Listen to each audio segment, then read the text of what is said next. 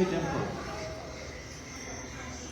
Those devotees that are in the corner temples, if they have finished their darshan and are kind of thinking of going home, I request them to please join here, listen to a very interesting lecture by our temple devotee Sri Parthiban. Generally, the word Purana means stories, endless stories. Some very interesting, some not that very interesting, but it will be a collection of stories told and retold for centuries. For example, if the story is interesting, we'll say it's a very interesting Purana. If you don't like the story, you simply use it even in general context. You say, stop that Purana. Katte Purana. That means uninteresting story.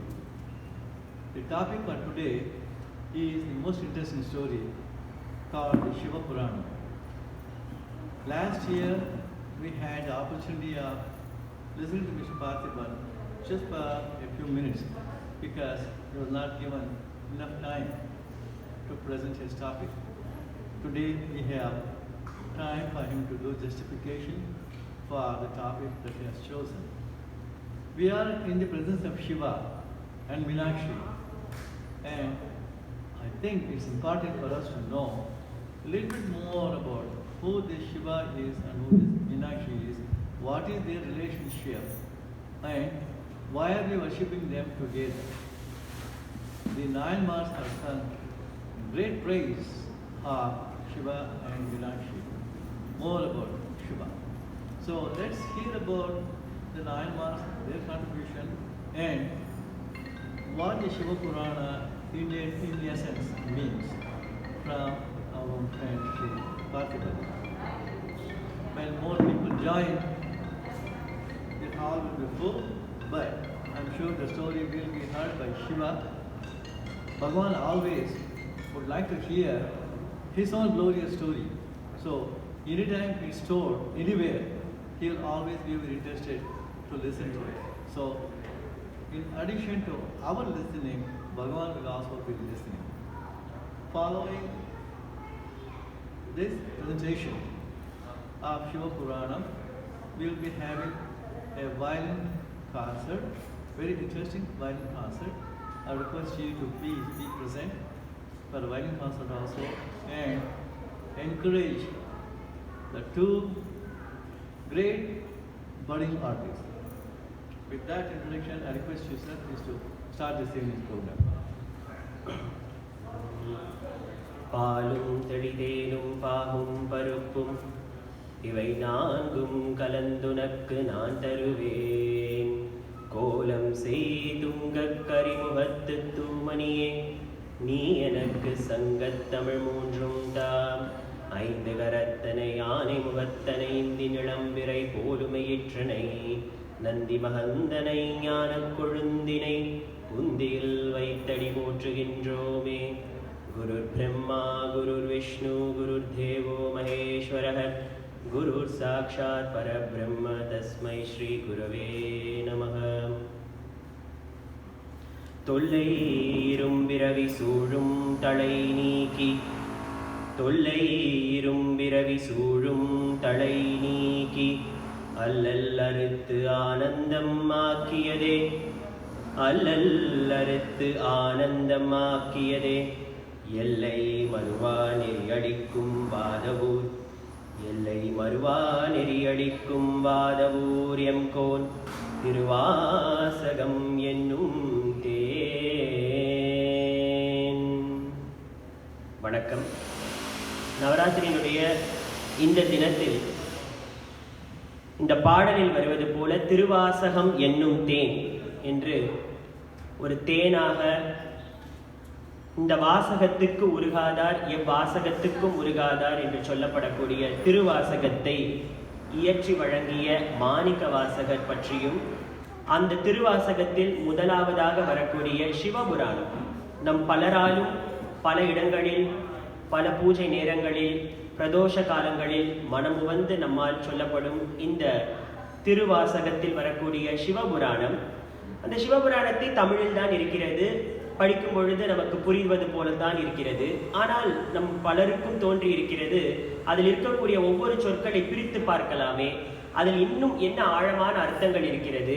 Manikka Vasagar வெறும் சிவபுராணத்தை அப்பனை பற்றி எழுதக்கூடிய போற்றியாக எழுதியிருக்கிறாரா, இல்லை சூட்சுமமாக வேறு சில மந்திர உபாயங்களையும் அதில் சேர்த்திருக்கிறாரா என்பது போல் பார்ப்பதற்கான ஒரு சிறிய கடமையாகத்தான் இந்த நிகழ்வின் இந்த படைப்பை நான் பார்க்கிறேன். ஏனென்றால் மாணிக்க வாசகர் 63 நாயன்மார்களை பட்டியலிடும் பொழுது அதில் அவரை அடக்குவதில்லை. ஆனால் அவர் 4 ஒருவர்.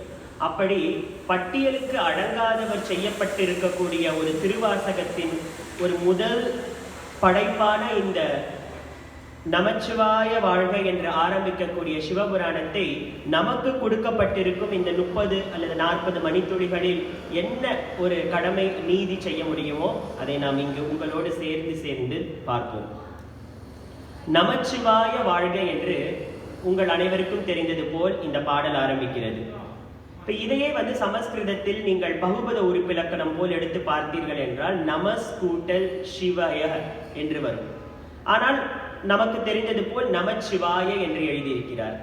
இதில் பல பேருக்கும் நமக்கு இந்த சிவனை பற்றி அழைக்கும் பொழுது நமக்குள், அதுவும் தமிழர்களாக இருந்து அழைக்கும் பொழுது நமக்குள் ஒரு சிறிய தடுமாற்றம். நம சிவய என்று கூப்பிட வேண்டுமா, நம சிவாய என்று கூப்பிட வேண்டுமா, நமச்சிவாய என்று கூப்பிட வேண்டுமா என்று.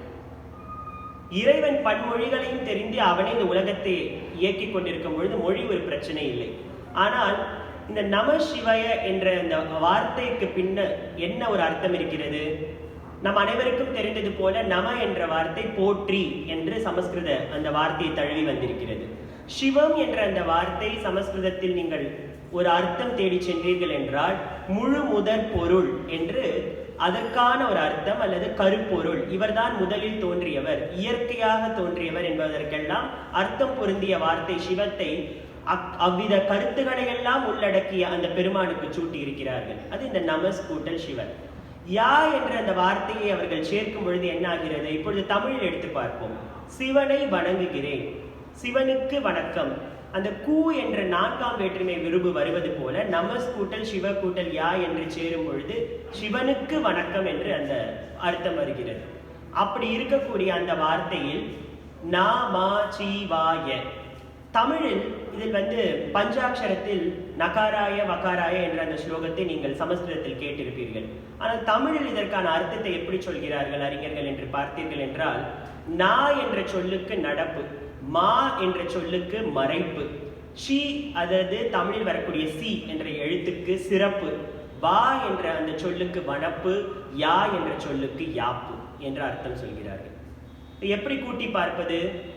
இந்த உலகம் நடக்கிறது என்றுதான் நம் அனைவரும் சொல்கிறோம். அந்த நடப்பை செய்யக்கூடியவராகிய நாள் முதலில் வரக்கூடிய நடத்தி கொள்குவர், நம்மை எல்லாம் நடத்தி சென்று கொண்டிருப்பவர் என்று நடப்பு. மறைப்பு, இந்த 5 வகை தொழில்களில் நமக்கு தெரிந்த காத்தல், படைத்தல், அழித்தல், பிறகு மறைத்தல் என்ற ஒரு தொழிலும் இருக்கிறது. அப்படி அந்த மறைப்பு செயலையும் செய்யக்கூடியவர். ஒரு உலகத்தை நடக்கும் பொழுது பிறகு அதில் தேவையான விஷயங்களை செய்து மறைத்து தம்மை எல்லாம் தன்னுள் எடுத்துக் கொள்பவர். அதனால் அந்த அடுத்த வார்த்தை மறைப்பு. சி என்றால் சிறப்பு. தொல்காப்பியத்தில் கடவுள் அல்லது இறைவனை சொல்லும் பொழுது சிறப்பு என்ற வார்த்தையால செம்பொருள் என்ற அந்த வார்த்தையாலே அழைக்கிறார்கள். அதனால் அடுத்த இந்த சி என்ற வார்த்தை சிறப்பு, அவரையே தான் குறிக்கிறது, அந்த செம்பொருளையே தான் குறிக்கிறது. அடுத்த வார்த்தையான வனப்பு.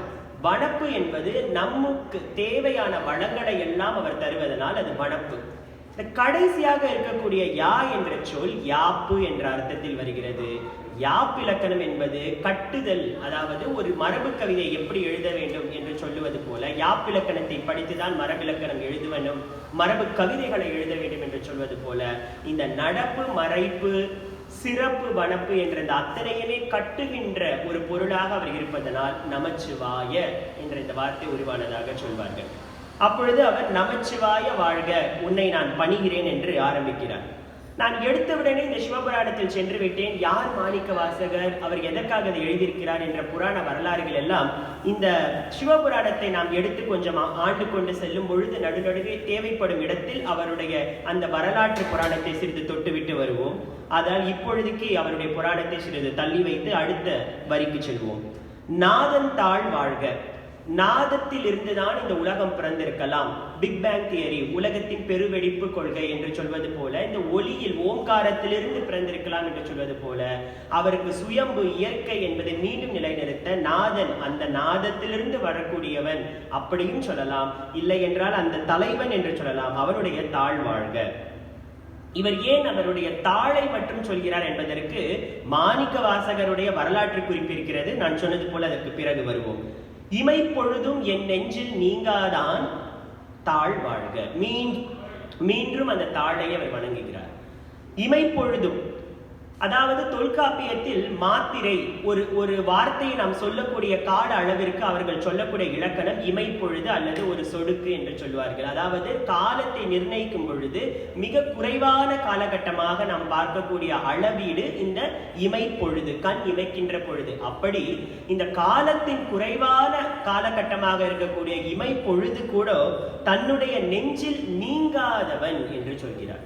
இங்குதான் நம்ம இந்த இங்கிலீஷ் கிராமரில் சொல்லப்படக்கூடிய ஆக்டிவ் வாய்ஸ், பாசிவ் வாய்ஸ் போல எடுத்து பார்க்க வேண்டும். அதாவது இமைப்பொழுது என் நெஞ்சில் நீங்காமல் வைத்துக் கொள்பவன், நான் அதை செய்கிறேன் என்று இந்த வார்த்தை வரவில்லை. இமைப்பொழுது என் நெஞ்சில் நீங்காதான், என் நெஞ்சத்தை விட்டு போகாதவன், அவன் போக மாற்றுகிறான், அந்த போல அவர் சொல்கிறார்.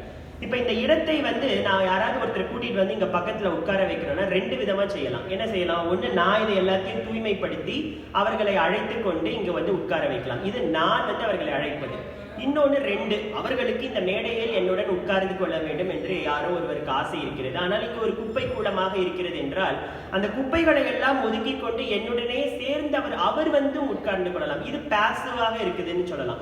அது போல இறைவன் இமை பொழுது கூட நீங்காமல் நம் நெஞ்சத்தில் அவனே உறைந்து கொள்கிறான். சிறு இடம் கிடைத்தால் கூட நம் உள்ளத்தில் புகுந்து கொள்கிறான் என்பதுதான் அந்த வார்த்தையில் இருக்கக்கூடிய ஒரு அழகான அர்த்தம். எதனால் இதயத்தில் புகுந்து கொள்கிறான்? பூசல் நாயனார் கூட தன்னுடைய கோவில் கும்பாபிஷேகத்தை தன் மனத்திலேயே செய்து நாயனார் என்ற பெரும் பதவியை அடைகிறார். ஹிருதய கமலம், இதய கமலம், ஹிருதய புண்டரீகம், இதய தாமரை என்று மனத்தை மலருடன் ஒப்பிடுகிறார்கள்.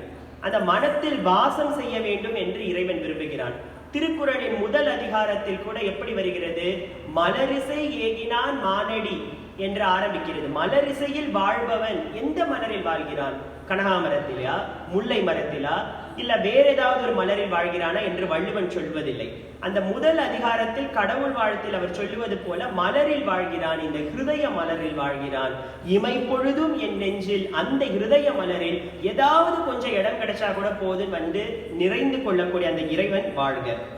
கோகழி ஆண்ட குருமணி, இதை நம்ம எல்லாம் நிறைய பேர் இந்த 2 சொல்லி நான் நினைச்சுக்கிறோம். குரு மனிதன் தாழ் வாழ்க நினைச்சுக்கிறோம். அப்படி கிடையாது. கோகழி ஆண்ட குருமணி 3 சொல்லினா கோகழி ஆண்ட குருவின் மணியாக விளங்குபவரே அவரின் தன் தாழ் வாழ்க என்று சொல்கிறார். இப்பொழுது வருவோம் மாணிக்க வாசகரின் வரலாற்று சுருக்கத்திற்கு. மாணிக்க வாசகர் தென்னகத்து பிரமராயர் என்ற பெயராலும் திருவாத ஊரார் என்ற பெயராலும் ஒரு அமைச்சராக ஒரு மன்னனிடம் வேலை பார்த்து கொண்டிருக்கும் போது குதிரைகள் வாங்குவதற்காக பயணத்திற்கு புறப்படுகிறார்.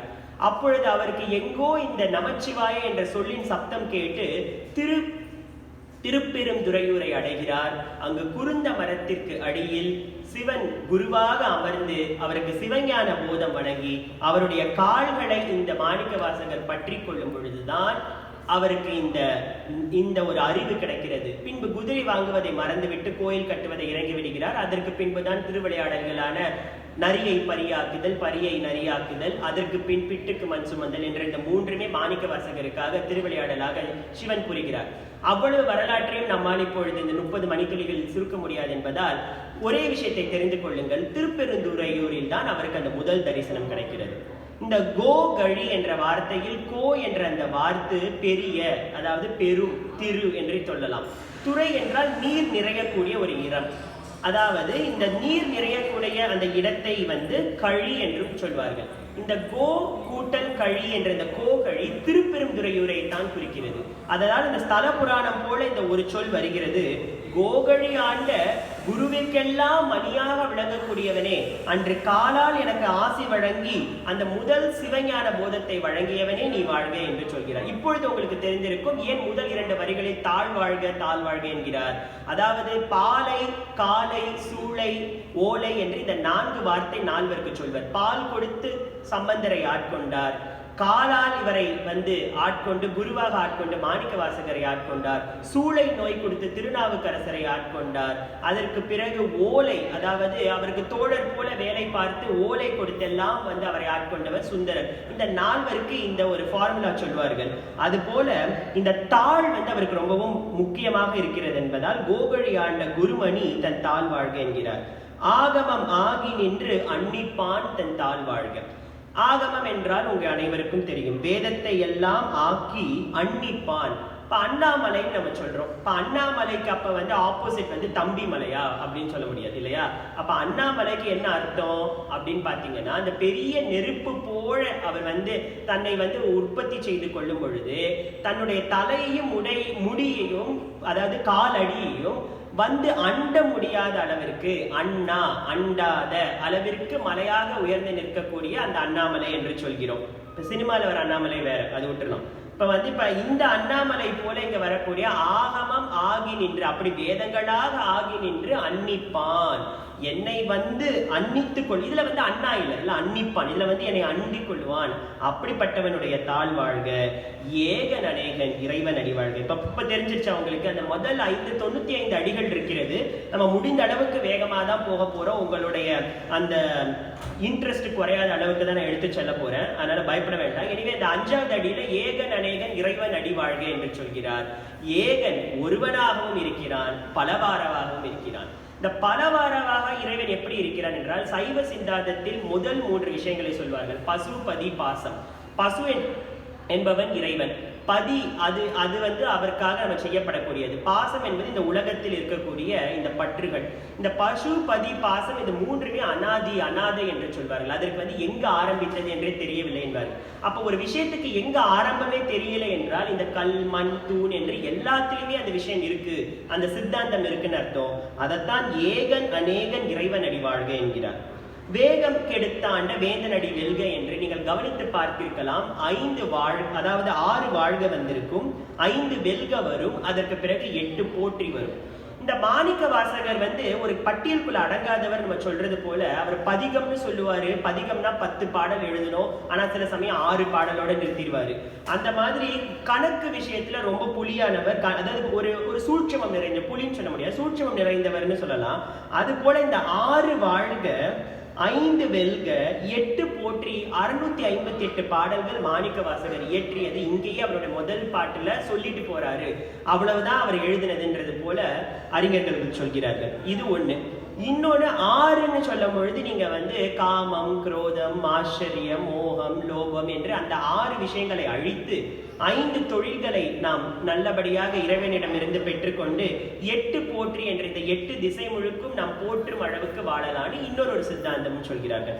இப்ப அப்படி இருக்கக்கூடிய அந்த 5 வெல்க, வேகம் கெடுத்தாண்ட வேந்தன் அடி வெல்க, பிறப்பருக்கும் பிஞகன் தன் பெய்கடல்கள் வெல்க, புறத்தார்க்கு சேயோன் தன் பூங்கடல்கள் வெல்க, கரம் குவிவார் உள்மகிழும் கோன்கடல்கள் வெல்க, சிரம் குவிவார், சிரத்தை தாழ்த்தி வணங்கக்கூடிய அப்படி ஓங்குவிக்கக்கூடிய அந்த சீரோன் கடல் வெல்க.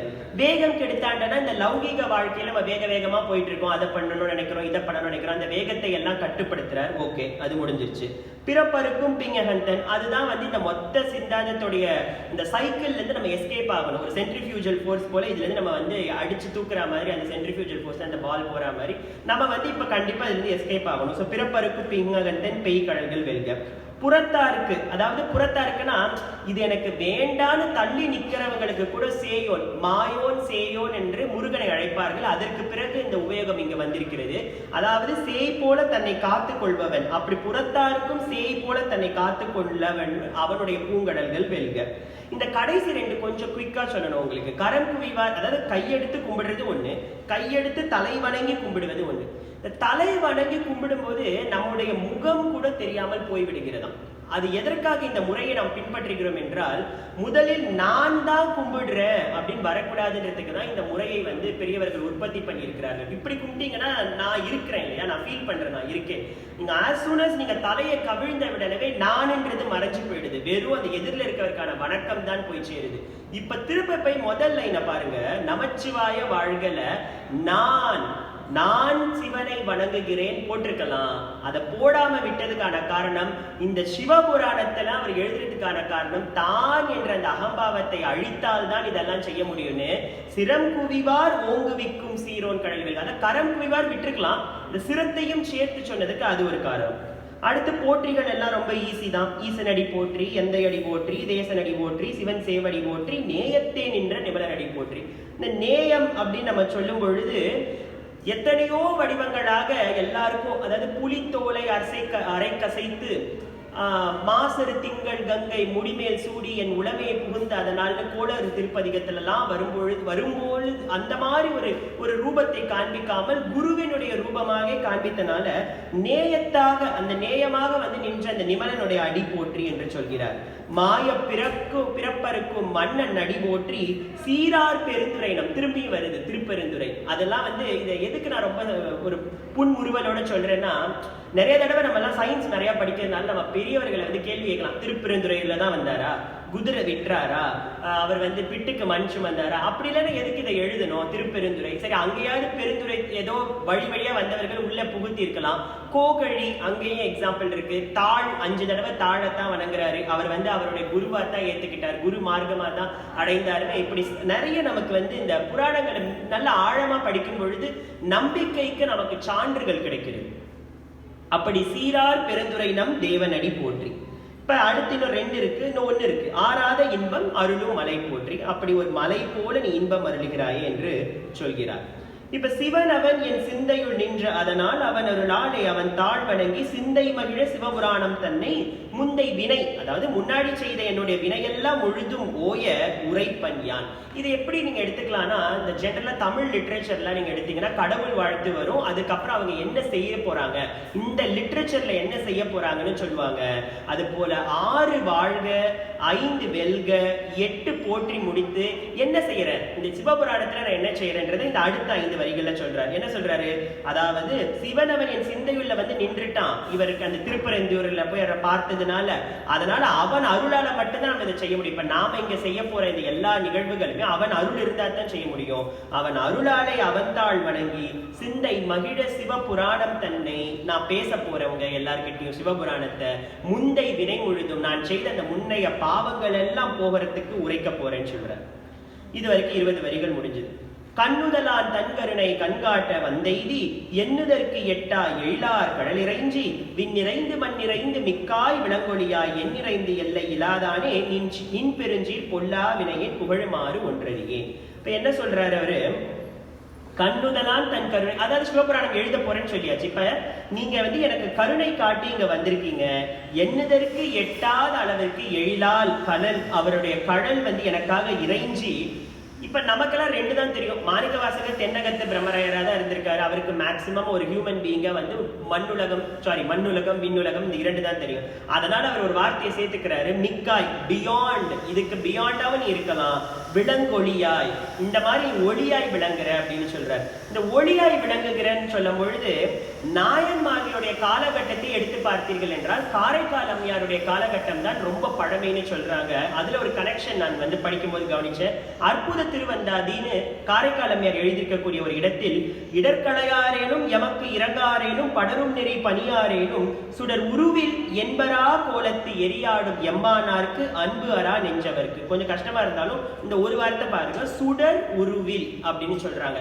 அதாவது இறைவனை அவர்கள் சுடர், நீ வந்து என்னை காப்பாத்தினாலும் பரவாயில்ல, வரலினாலும் பரவாயில்ல, எங்கேயாச்சும் ஒரு இடத்துல நீ ஒளியா வந்து எரிஞ்சுக்கிட்டு இருப்ப, அந்த இடத்துல இருக்கிறதே எனக்கு போதும்னு சொல்றாங்க. அதேதான் இவரும் சொல்றாரு, விண்ணில நிறைஞ்சிருக்கீங்க, மண்ணில நிறைஞ்சிருக்கீங்க, பியாண்ட் மிக்காய் இருக்கீங்க, விளங்கிய ஒளியா இருக்கீங்க, என் இறந்து எல்லை இல்லாதானே நின் பெருஞ்சீர்.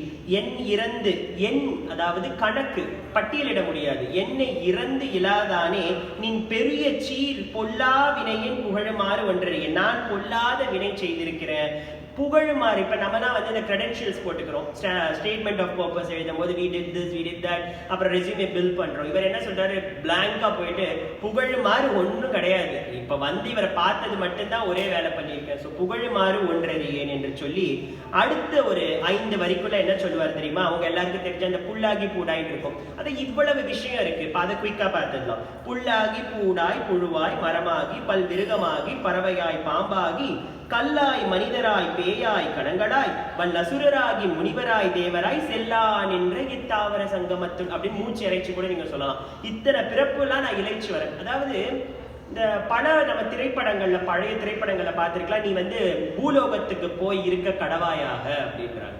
ஆனா பாத்தீங்கன்னா அவங்க ஏதோ தேவராதான் இருந்திருப்பாங்க, ஏதோ சின்ன தவறு செஞ்சிருப்பாங்க, இல்ல ஏதோ மேல வந்து கவனக்குறைவால ஏதோ அந்த மாதிரி நம்ம கதைகள் பார்த்திருப்பாங்க. தேவலோகத்துல இருந்து அவங்க பூலோகம் போய் கடவாயாகன்னு சொல்றதே அந்த சைக்கிள்ல போயிட்டு திரும்பி you have to come back.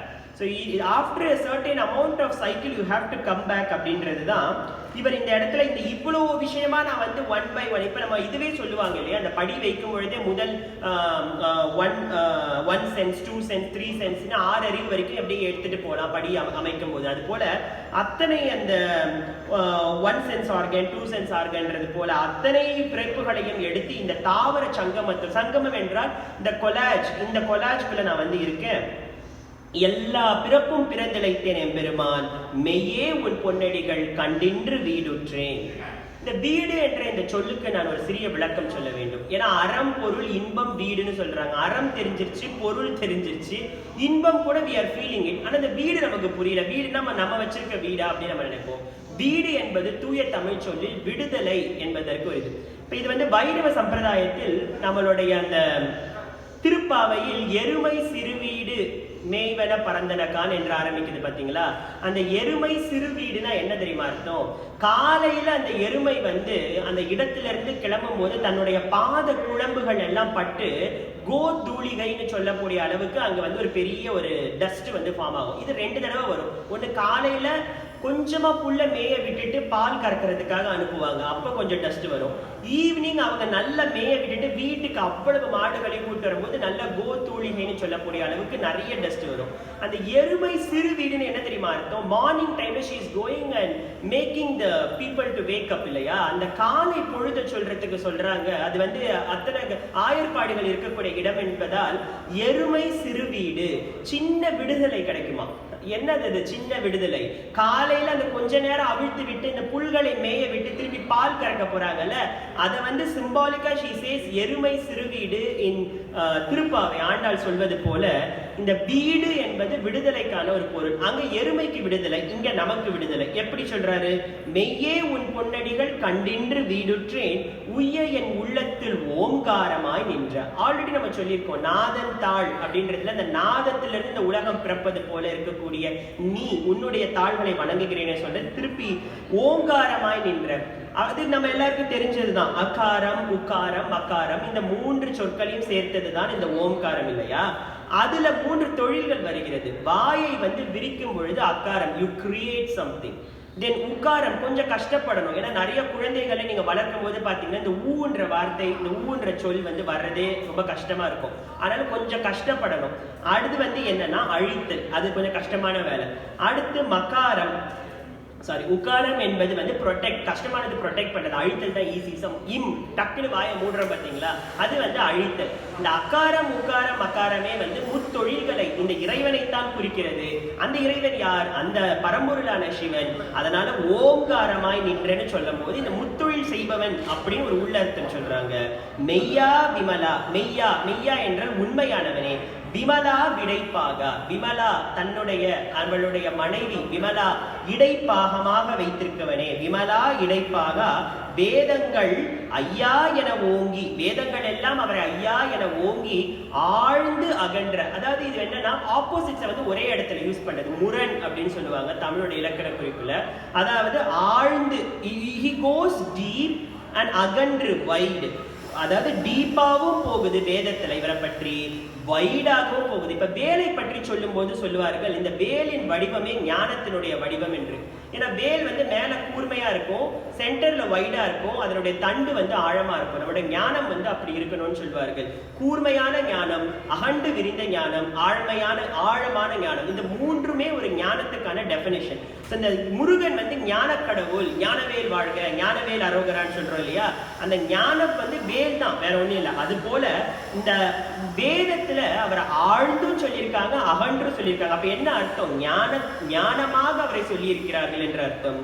வெய்யாய் தனியாய் இயமான நாம் விமலா பொய்யாயின எல்லாம் போயகல வந்தருளி மெய் ஞானமாகி மிளர்கின்ற மெய்ச்சுடரே எஞ்ஞானம் இல்லாதேன் இன்ப பெருமானே அஞ்ஞானம் தன்னை அகழ்விக்கும் நல்லறிவே. ரொம்ப ஈஸி தான். வெய்யாய் தனியாய் இயமான நாம் விமலா பொய்யா, அதாவது வெய்யான வெயிலா இருக்கிற, தனியாய் குளிராவும் இருக்க, இயமான நாம் விமலா பொய்யா இனவெல்லாம் போயகழி. இந்த பொய், இந்த இடத்துல பொய் வந்து நம்ம எல்லாருக்கும் தெரிஞ்ச ஃபால்ஸ் அப்படின்ற அந்த அர்த்தம் மட்டும் கிடையாது. இந்த இடத்துல பொய்ன்றது ஒரு பிளாக் ஹோல். இப்போ நீங்கள் ஸ்பேஸ்லேயே பிளாக் ஹோல் நீங்கள் எடுத்துக்கிட்டீங்கன்னா இட் கேப்சர்ஸ் த லைட்ஸ். அதுக்கப்புறமா அது எங்கே எடுத்துக்க, அந்த மாதிரி பொய்யாயினவெல்லாம், எனக்கு எல்லாம் அப்படியே உள்ளுக்குள்ள ஹோலா, நான் ஒரு பெரிய ஒரு ஹாலோ ஸ்பேஸா நான் இருந்திருக்கேன். அதெல்லாம் போய் அகழ்வதற்காக நீ வந்த அருளி, நான் சொன்ன இந்த பிளாக் ஹோல் கான்செப்ட் இருக்கு பாத்தீங்களா, அது போல இருந்த நானு எனக்கு நீங்க மெய்ஞானமாகி மிளர்கின்ற மெய்ச்சுடர். அப்ப பிளாக் ஹோலுக்கு கூட நீங்க ஒளி தரக்கூடிய அளவுக்கு ஒரு ஒளிச்சுடரானவர்களே. There are people who say space related technologies, terminologies இதுக்குள்ள இருக்கு. இதெல்லாம் நம்ம எடுத்துக்கிறத பொறுத்து தான் இருக்கு. ஸோ மெய்ஞானமாகி மிளர்கின்ற மெய்ச்சுடரே எஞ்ஞானம் இல்லாதேன். எனக்கு அதை ஆல்ரெடி சொல்லியிருக்காரு ஒரு இடத்துல உங்ககிட்ட, எனக்கு ஒன்றும் தெரியாது, அதை திருப்பி திருப்பி சொல்லுவார். இன்பப் பெருமானே என்னுடைய அஞ்ஞானம் தன்னை அகழ்விக்கும் நல்லறிவே. இப்ப இது வரைக்கும் 40 வரிகள் முடிஞ்சிருக்கு, மொத்தம் 95 வரிகள். இப்ப இந்த 40 வரிகள் முடிந்த இந்த இடத்துல இருந்து என்ன சொல்றாருன்னா, இப்படியெல்லாம் இருந்தது என்னுடைய சிச்சுவேஷன், ஆனா இப்ப எனக்கு ஞானம் கிடைத்திருக்கு. ஆஃப்டர் ஐ கெட் த ஞானம் what happens, let's see that from 41st. என்ன நடக்குதுன்னா, ஆக்கம் அளவிருதி இல்லாய். ஆக்கம் என்றால் the power, ஒரு அணுவுக்கு ஒரு ஈக்குவேட்டடா சொல்றாங்க இந்த பசுபதி பாசம் என்ற சித்தாந்தத்தில். அப்படி ஆக்கம் ஃபிஷன், திருப்பியும் பார்த்தீங்கன்னா அது actually takes lot of time. Nuclear ஃபியூஷனையுமே இதில் சொல்லியிருக்காங்கன்ற மாதிரி பீப்புள் ஃபீல்.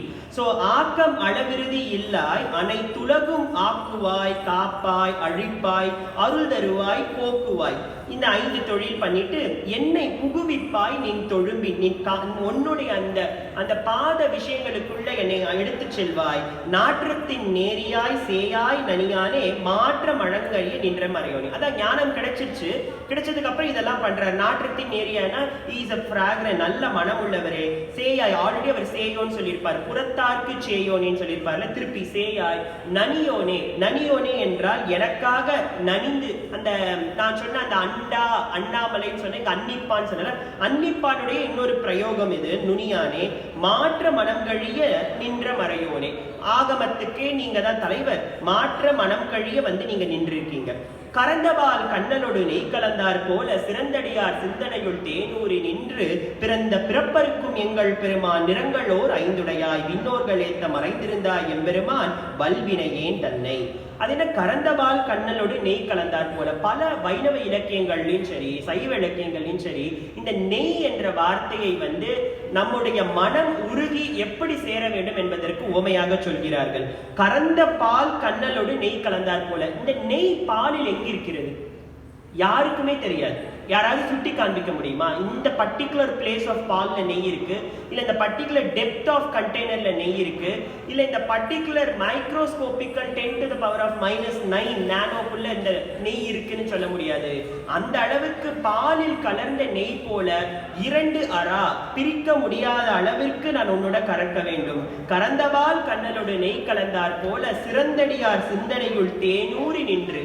இந்த தேனூரி நின்றுக்கு வந்து பஞ்சாமிரதம் போலன்னு சொல்லலாம். ஆனா ஸ்டிக்கின்னு ஒரு கேரக்டரிஸ்டிக் இருக்கு பாத்தீங்களா தேனுக்கு, அப்படி ஒட்டிக்கிட்டே இருக்கணும்ன்ற அந்த மாணிக்க வாசகர் என்ன சொல்றாரு, நெய்யை போல பிரிக்க முடியாததா இருக்கணும். திருப்பி அந்த முரண் வந்து அவர் யூஸ் பண்றாரு, which is he will say ஒரே ஒரு விஷயம் அதுக்கு ஆப்போசிட், இந்த ரெண்டாவும் நான் இருக்கணும். ஒன்னு வந்துட்டு நான் வந்து ஒன்னாயிடணும், இன்னொன்னு ஸ்டிக்கியா இருக்கணும். ஸ்டிக்கி அண்ட் ஒன்னாகணுன்றதுக்கு கொஞ்சம் டிஃபரன்ஸ் இருக்கு, ஆனா ரெண்டாவது நான் இருக்கணும்ன்றாரு. பிறந்த பிறப்பருக்கும் எங்கள் பிறமா நிறங்கள் ஓர் ஐந்துடையாய். இந்த நிறங்கள் ஒரு ஐந்துடையாய்க்கு வந்து ரெண்டு விதமான அர்த்தங்கள். அவருடைய 5 முகங்களான ஈசான முகம், தத்புருஷ முகம், அகோர முகம், வாமதேவ முகம், சத்தியஜோத முகம் என்று இந்த 5 முகங்களுக்கு 5 கலர்ஸ் இருக்கு. இந்த ஈசான முகம் ஸ்பட்டிக நிறம், தத்புருஷ முகம் பொன்னிறம், அகோர முகம் கருமை நிறம், வாமதேவ முகம் செம்மை நிறம், சத்தியஜோத முகம் வெண்மை நிறம். இதை வந்து 5 ஒப்புமைப்படுத்தலாம். அதாவது மண், நெருப்பு, காற்று, நீர்.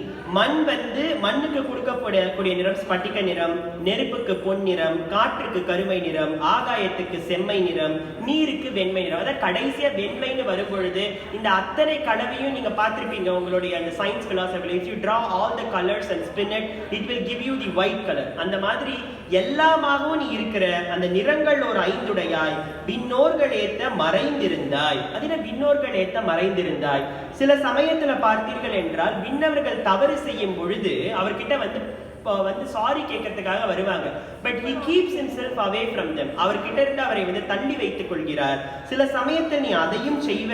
விண்ணோர்கள் ஏத்த மறைந்திருந்தாய் எம்பெருமான் வல்வினையேன் தன்னை மறைந்திட மூடிய மாய இருளை. அதாவது இந்த ஜீவாத்மாவில் இருக்கக்கூடிய அந்த மாயை என்ற இருளை அறம்பாவம் என்னும் அருங்கயிற்றால் நீ கட்டி இழுக்கிறாய். அந்த அறம்பாவம் இங்கே அந்த முரணை வந்து அவர் உபயோகப்படுத்துறார். அறம் வந்து ஒரு இடத்துல குட், பாவம் வந்து பேட். சோ நல்லது கெட்டது. இப்ப இந்த இது வந்து 51வது அடி. இந்த 51வது அடியில இருந்து how is our life as a human being அப்படின்றத சொல்றார். இந்த life as a human being என்றது கண்டிப்பா இந்த உடல் எடுத்து இந்த உடல் அறமும் செய்யும் பாவமும் செய்யும். இந்த இரண்டையுமே எங்களுடைய இந்த வாழ்க்கைக்குள்ள நீ செலுத்தி அதை ஒரு அருங்கயிற்றால கட்டி புறம்தோல் போர்த்தெங்கும் புழுவழுக்கு மூடி மலம்ஜோறும் 9 வாயிற்குடிலை. உங்களுக்கு நல்லா தெரிஞ்சிருக்கும், there are 9 openings in our body. So இந்த மலம் என்று சொல்லக்கூடிய தேவையில்லாத கழிவுகள் 9 வாயில் வழியாக வெளியேறுமாறு இந்த உடல் என்ற இந்த மனித பிறப்பை எடுத்து அந்த பிறப்புக்குள்ள அருங்கயிறு, இந்த அறம் மற்றும் பாவம் என்ற அருங்கயிற்றை கட்டி மலங்க புலனைந்தும் வஞ்சனையை செய்ய. நம் புலன்கள் எல்லாம் மலங்கி போய் சில சமயம் நம்ம காதால, சில சமயம் நம்ம வாயால, சில சமயம் நம்மளுடைய மூக்கால, சில சமயம் நம்ம மனத்தால பல வஞ்சனைகளை செய்வோம். அந்த வஞ்சனைகள் எல்லாம் செய்ய என்னுடைய விலங்கு மனத்தால் விமலா உனக்கு. அப்படிப்பட்ட ஒரு காட்டேரி, ஒரு பர்பேரியன் போல நான் இருக்கேன். என்னுடைய இந்த விலங்கு மனத்தால் விமலா உனக்கு கலந்த அன்பாகி கசிந்து உள் உருகும். என்னுடைய கலந்த அன்பை எடுத்துட்டு கசிந்து உள் உருகி நலம்தான் இல்லாத, அப்படி இருந்து நலம்தான் இல்லாத, எனக்கு ஒரு நல்லது கூட பண்ணாத எனக்கு நீ நலம்தான் இல்லாத சிறியருக்கு இலகி நிலம்தன்மேல் இன்று நீ வந்து திருப்பெருந்துறையில் குருவாக காட்சியளித்தாயே. நிலம்தன்மேல் வந்தருளி நீர்கழல்கள் காட்டி. மீண்டும் பாருங்கள், அந்த வரலாற்று சம்பவத்தை நிலைநிறுத்துகிறார். அவர்தான் குருவாக வந்து அந்த காலை வைத்து அவரை ஆட்கொண்டிருக்கிறார் என்பதை நிலம் தன்மேல் வந்தருளி நீர்கழல்கள் காட்டி என்ன செஞ்சிருக்காரு. நான் எப்படி இருக்கேன், what is my order, am I rich, நான் வந்து பணக்காரனா, இல்ல நான் வந்து ஃபர்ஸ்ட் ரேங்க் ஹோல்டரா, இல்ல லாஸ்ட் ரேங்க் ஹோல்டரா, இல்ல ஏ கிரேடா பி கிரேடா. இவருக்கு ஒரு கிரேட் கொடுக்கணும். அந்த கிரேட் எப்படி கொடுக்கிறாருன்னு பாத்தீங்கன்னா, நாயிற்கு கடையாக, நாயின்னு ஒரு என்ன கிரேட் இருக்குமோ இந்த உலகத்துல, அதுக்கு என்ன ஒரு மதிப்பு மரியாதை இருக்குமோ அதற்கு கடைசியா போய் என்னைய வச்சுக்கோ. அப்படிப்பட்ட இடத்துலதான் நான் இருக்கேன். நாயிற்கடையாய் கிடந்த இந்த அடியேற்கு தாயிற் சிறந்த தயாவான தத்துவனே. இப்ப இது 61வது அடியில இருக்கும். இந்த அடியில இருந்து அவர் என்ன சொல்வார்னா, சிருஷ்டிக்கிறது. இந்த 5 தொழில்களில் சிருஷ்டிக்கும் தொழிலை செய்தால் மட்டும்தான் இந்த சைக்கிள்ல இருந்து நம்ம எஸ்கேப் ஆக முடியும். இப்ப இங்க இருந்து இந்த 95வது அடி வரைக்கும் அவர் என்ன செய்வார்னா, முதல்ல இப்ப வந்து அவர் வாழ்த்து சொன்னாரு, சிவபுராணம் எழுத போறேன்னு சொன்னாரு. சிவபுராணம் எழுத போறேன்னு சொன்னதுக்கு அப்புறமா வந்து இந்த ஞானம் இல்லாம இருந்தேன்னு சொன்னாரு. ஞானம் கிடைத்த பிறகு என்ன ஆனது என்று சொன்னாரு. இப்ப ஞானம் கிடைத்த பிறகு இந்த வாழ்க்கை, இந்த பாடி இப்படிதான் இருக்கும், இதுக்குள்ள போகும், இந்த புழு அழுக்கு மூடி இருக்கும், 9 வாயிற்குடியில் இருக்கும்னு சொன்னாரு. இப்ப என்ன சொல்ல போறாருன்னா, இறைவன் சிருஷ்டிப்பார் அப்படின்னு சொல்ல போறாரு. தாயிற் சிறந்த தயாவான தத்துவனே, மாசற்ற ஜோதி மலர்ந்த மலர்ச்சுடரே, தேசனே தேனார் அமுதே சிவபுரனே, பாசமாம் பற்று அறுத்து பாரிக்கும் ஆரியனே, நேச அருள் புரிந்து நெஞ்சில் வஞ்சம் கெட பேராது நின்ற பெருங்கருணை பேராரே. அது என்ன நேச அருள் புரிந்து நெஞ்சில் வஞ்சம் கெட அப்படின்னா, நேச அருள், நேசத்துக்கும் அருளுக்கும் ஒரு சின்ன வித்தியாசம் இருக்கான். அதாவது நேசம் என்பது மனைவி கணவனுக்குள்ள வச்சுக்கிறது, பிள்ளை பெண் மேல வச்சுக்கிறது, இப்படி ஒரு ஈக்குவல் ரிலேஷன்ஷிப்ல வைக்கிறது நேசம். அருள் என்பது நான் வந்து எனக்கு சுத்தி இருக்க ஈக்குவேட்டடா இருக்கவங்க நான் அருள் வைக்க முடியாது. எனக்கு மேல பெரியவர்களாக இருப்பவர்கள் மட்டும்தான் நமக்கு அருள் செய்ய முடியும். அது போல you are doing two different things. என்னது நேசம், யூ ஆர் ஈக்குவேட்டடா, யூ ஆர் கிவிங் நீங்க ஒரு பாசத்தையும் கொடுக்குறீங்க, பெரியவராக இருந்து எனக்கு அருளையும் கொடுக்குறீங்க. நேச கமா அருள் புரிந்து நெஞ்சில் வஞ்சம் கெட பேராது நின்ற பெருங்கருணை பேராரே. ஆரா அமுதே அளவிடா பெம்மானே ஓராதார் உள்ளத்து ஒழிக்கும் ஒளியானே. அது என்ன ஓராதார்னா கவனிக்காதவர், அவர்களுடைய உள்ளத்தில் கூட ஒழிக்கும் ஒளியானே. நீராய் உருக்கி என் ஆறுயிராய் நின்றானே இன்பமும் துன்பமும் இல்லானே உள்ளானே. அதாவது அவருக்கு எதுவுமே கிடையாது, இன்பமும் கிடையாது துன்பமும் கிடையாது. நீர் போல உருக்கி என் ஆறுயிர் போல நின்றீர்கள். அன்பருக்கு அன்பனே யாவையுமாய் அல்லையுமாய் சோதியனே துன்னிருளே தோன்றா பெருமையனே ஆதியனே அந்தம் நடுவாகி அல்லானே. இதுலயும் பாத்தீங்கன்னா எல்லாத்தையும் நீதான் சொல்றதுக்கு ஆதி the beginning, அந்தம் the end, நடுவுலயும் இருக்கு. ஆதி அந்தம் நடு, இப்படி நீ எதுவா வேணாலும் இருக்கலாம். ஈர்த்தெம்மை ஆட்கொண்ட எந்தை பெருமானை கூர்த்த மெய்ஞானத்தால் கொண்டுணர்வார் தம் கருத்தின் நோக்கரிய நோக்கே நுணுக்கரிய நுண்ணுறவே போக்கும் வரவும் புணர்வும் இலா புண்ணியனே. போக்கும் வரவும்னா there is no negative, there is no positive. புணர்வு என்றால் சேஞ்ச். திருப்பி இந்த மூன்று விதம் எல்லாத்திலையும் பாத்தீங்கன்னா அவர் எதையும் விட்டுடக்கூடாதுன்னு ஆதி அந்தம் தான் நம்ம சொல்லுவோம், அவர் நடு சேர்த்துக்கிறாரு.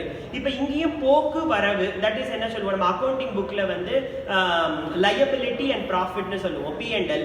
ஆனா புணர்வு there is also a change because every year there is an inflation, so சேஞ்சும் இருக்கு. இந்த மூணுமே வந்து அவர்தான். சோ அதுக்கு என்ன சொல்றாரு, போக்கும் வரவும் புணர்வும் இல்லா புண்ணியமானவனே காக்கும் எம் காவலனே, காக்கும் எம் காவலனே காண்பரிய பேரொளி. இப்ப இந்த இடத்துல இருந்து இவ்வளவு நேரம் நான் சொன்னது போல உடம்பு இந்த இதுக்குள்ளெல்லாம் போயிட்டு வரும்.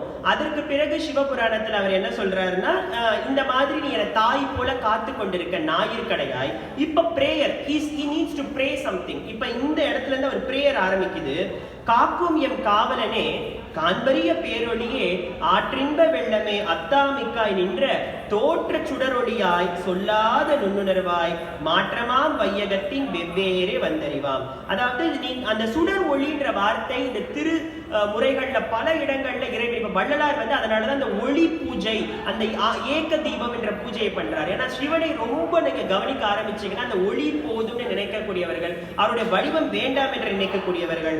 அதனால தோற்ற சுடரொளியாய் சொல்லாத நுண்ணுணர்வாய் மாற்றமாம் வையகத்தின் வெவ்வேறே வந்தறிவாம் தேற்றனே தேற்ற தெளிவே, இப்படி தெளிவா இருக்கக்கூடியவரே என் சிந்தனையுள் ஊற்றான உண்ணார் அமுதே உடையானே. என் ஊற்று போல வந்து உண்ணார் அமுதே உடையானே, அப்படி நான் உண்ணக்கூடிய அமுது போல உடையவனே. வேற்று விகார விடக்குடமின், விகார என்றால் இந்த இடத்தில் வந்து உடம்பை குறிக்கிறது. அதாவது வேற உடம்புக்கு உட்கிடப்ப ஆற்றேன் எம் ஐயா அரணே ஓ என்றென்று.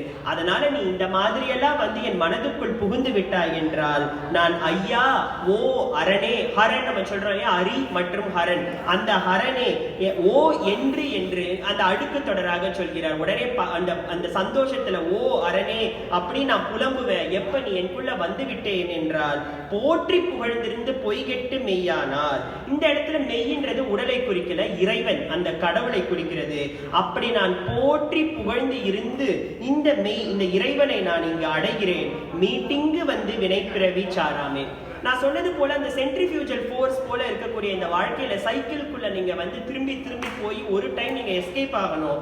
அப்படி நீங்க எஸ்கேப் ஆனீங்கன்னா திரும்பி வரக்கூடாது. அதனால பெரியவர்கள் இப்படித்தான் வேண்டுவார்களாம், இந்த பிறவி வேண்டாம்னு வேண்ட மாட்டாங்களாம், இனி பிறவி வேண்டாம். இந்த பிறவி வேண்டாம்னு வேண்டுவதற்கும் இனி பிறவி வேண்டாம் என்று வேண்டுவதற்கும் வேறுபாடுகள் உண்டு. அதை தான் இவர் இங்க சொல்றாரு.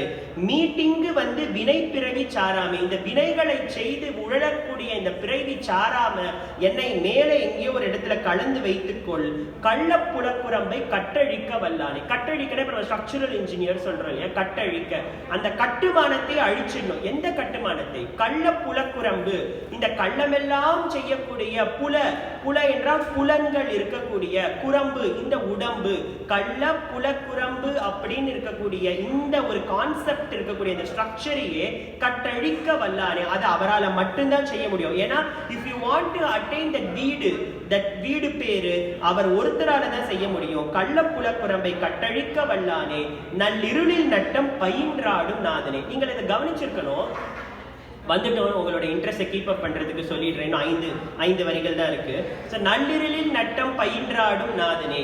பயின்று என்று சொல்லணும்னா நமக்கு தெரியும், போய் கத்துக்கிறது அந்த மாதிரி நினைக்கிறோம். அது என்ன? நள்ளிருளில் நட்டம் ஆடும் நாதனே. நட்டம் என்றால் நாட்டியம், நாட்டியம் ஆடும் நாதனே என்று மட்டும் சொல்லி இருக்கலாம். பயின்று ஆடும் நாதனே, பயின்றுக்கு இன்னொரு ஒரு மீனிங் வந்து ரெப்படிட்டிவ்லி. பிகாஸ் யாருக்குமே அவர் எப்ப வந்தாரு, எந்த டைம்ல பிறந்தாருன்னு தெரியாதது. அதுவும் அவர் இந்த ஊழி பெருங்கூத்து எப்பொழுதும் ஆடிக்கொண்டிருப்பவர் என்று சொல்வது போல, நள்ளிருளில் நட்டம் பயின்று ஆடும், ரெப்படீட்டடா ஆடக்கூடிய நாதனே. இங்கதான் இந்த சிருஷ்டியை சொல்றார்.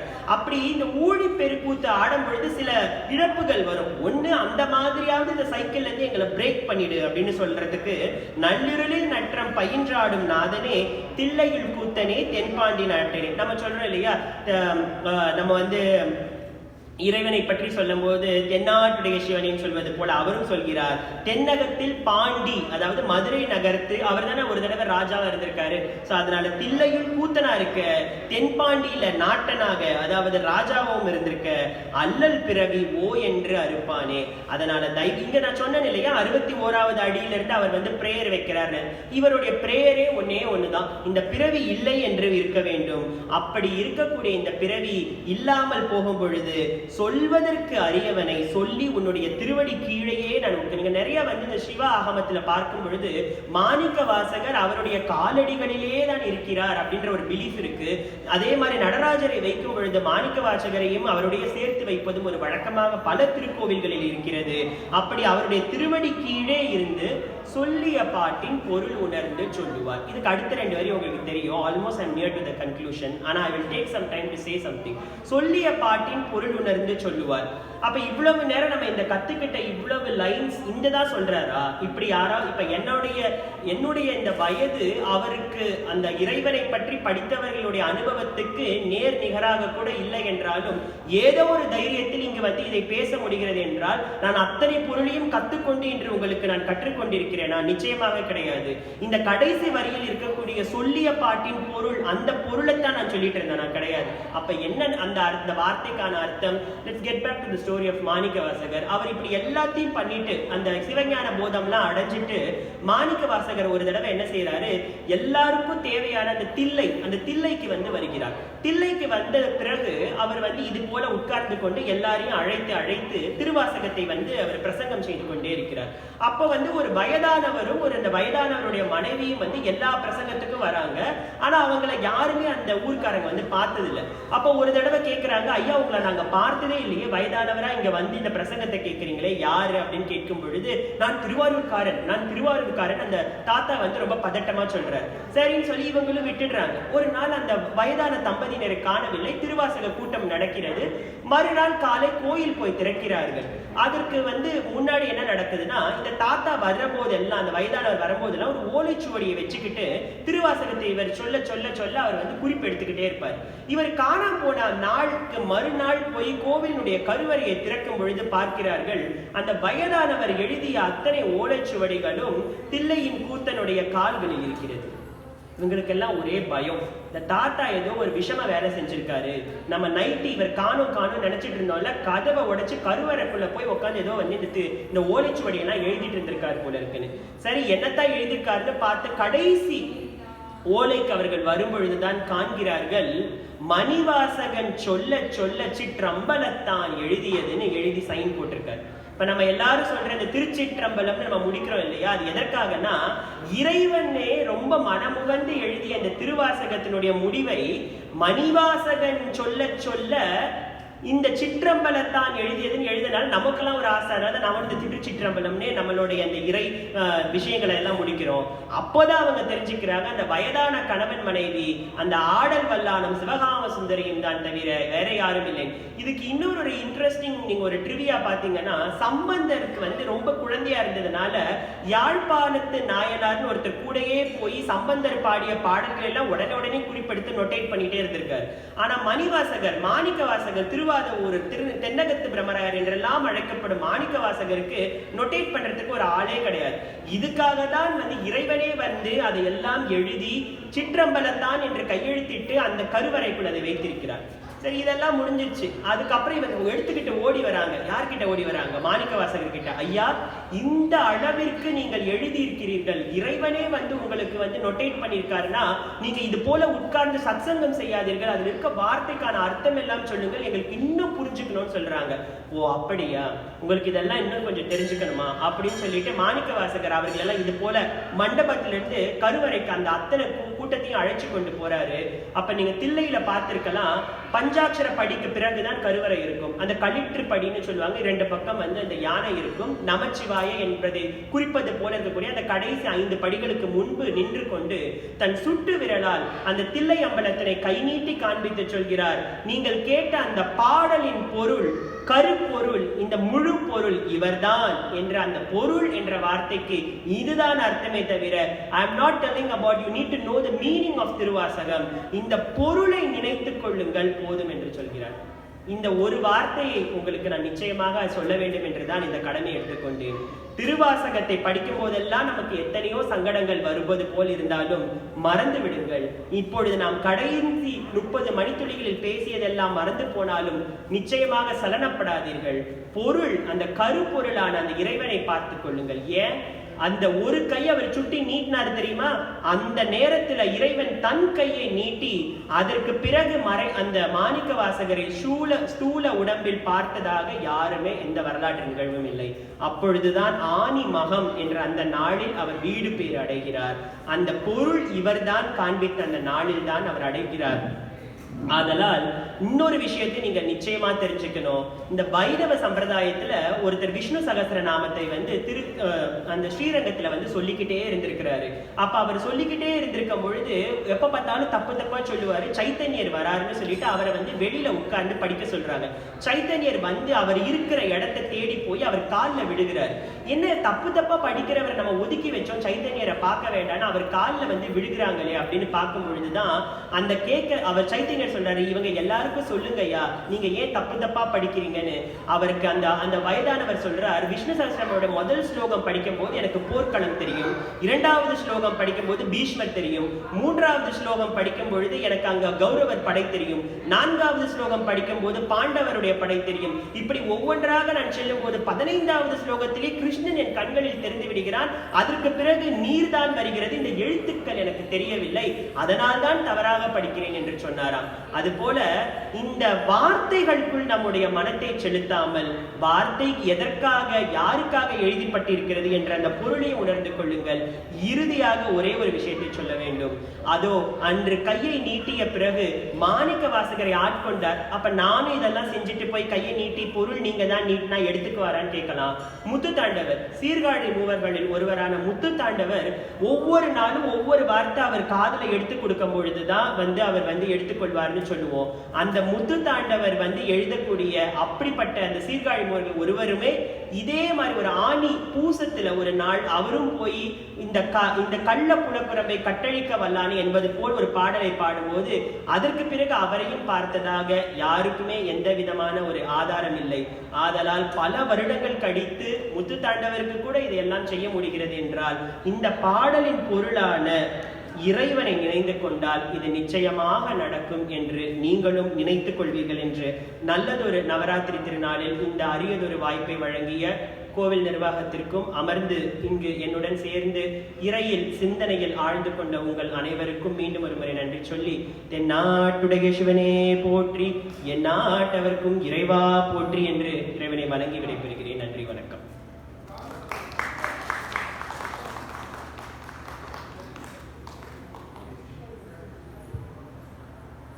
Thanks, Parthiban. We are very grateful to you for coming year after year to present this wonderful lecture. We wish we had more time and more audience, but like I said earlier, Shiva is listening to you. That's more important than anybody else listening to the presentation. Thank you very much. Please come back and enlighten us with more. Thank you so much. With this, we'd like to move on to the next program. Next segment program is a violin duet concert.